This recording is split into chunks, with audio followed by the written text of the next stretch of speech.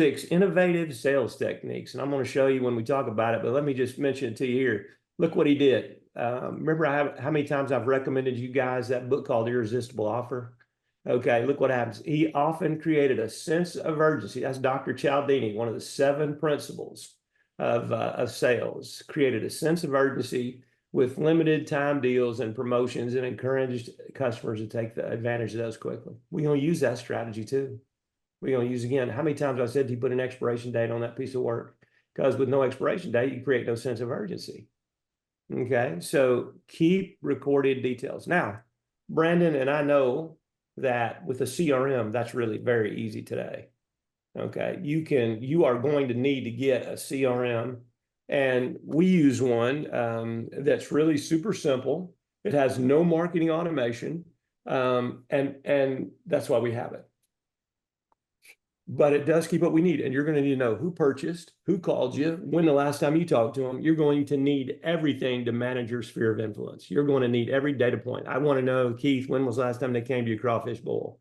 I want to know what your kid's name was. I want to know where they're going to school. I want to know who had a baby. Guess what? That ain't going to be on Ken's memory at my age. It's going to be in my CRM.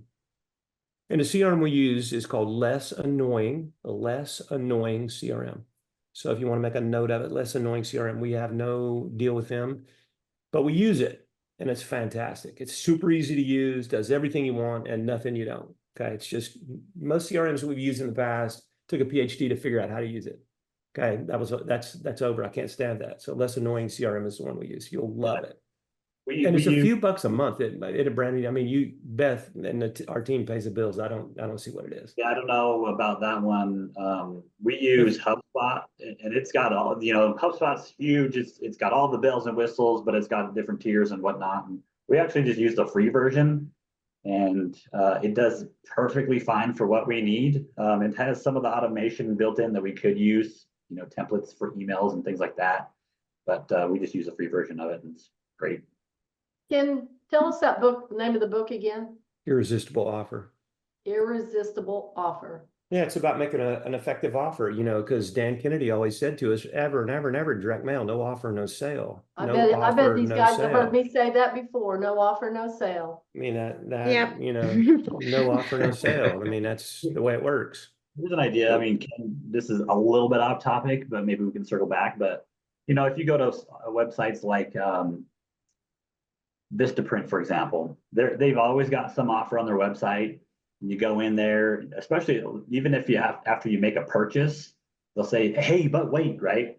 The whole and then they'll take it down and say, "Hey, here's some other things we could also throw in your order," and it's got a little countdown going, saying, "Here, you have 10 minutes to add these to your cart right now," right? Just thinking through some of that, there's more ideas on how you could, create more of that urgency going into a sale on home inspection. Look at GoDaddy too. If you buy a domain, they always have upsells. Yeah, exactly. Mm-hmm. So I will tell you about upsells. There's a difference between upsells and offers, although people would say that an upsell is an offer, and it is an offer, but it's an annoying offer. I would rather you just let me buy the package instead of, thanks for buying that. But, to make that damn thing work, you've got to add wheels to that vehicle. So people don't mind being downsold. That's why I always say to you guys, start with a 5-star package. If they can't afford it or don't want to spend that much money, you can always downsell. But when you start nickel and dime people up for this service, and this service, they get annoyed. They think you're, to use Keith's word, is hustling them. Okay, they think it's a hustle. Okay, it's not a hustle. They need these things. You're not going to have to worry about that now because there's not going to be a damn real estate agent quoting your price. You know what? Your price is your price. And here's the services. We're going to differentiate ourselves by what we offer and by how we act. And you know how the customer is going to know that? They're going to look at your reviews on your website. We're not going to have to say anything. Your reviews are going to sell you.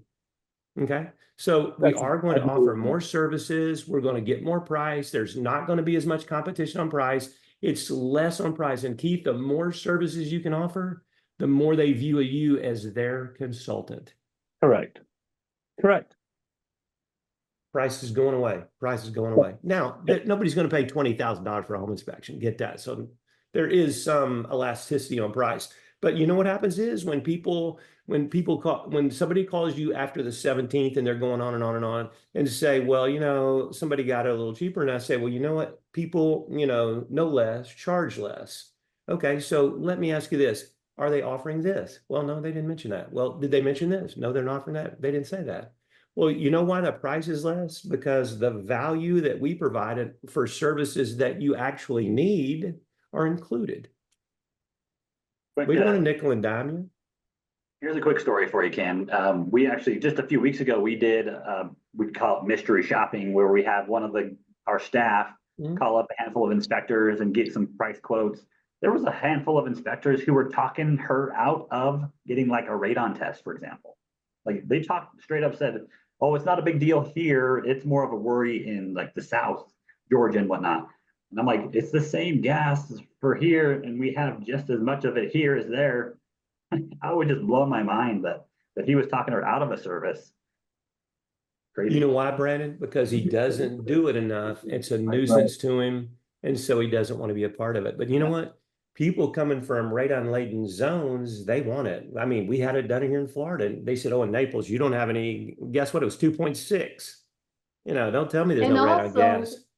and also it was in our contract, about radon, when they said, oh, there's no radon here, but it was in the contract. Yeah, yeah. So that was kind of interesting. Is So this the book, Ken? Would you look at that link and see if that's the book you're talking about? where would I, I'm ignorant In on the this whole chat. thing. It's in Where the would I find a chat. link? Okay, so I'd have to know where chat. Okay, I see chat. You guys all run this thing for me. I never know. Yes, It's the link. If you just click on the link. That's the one, yeah. That'd be it. Okay, there you go, Mike. That's it. Mike, that's a great book. And if I'll tell you, if you will take that information and you'll take it to heart, man, you will be a machine.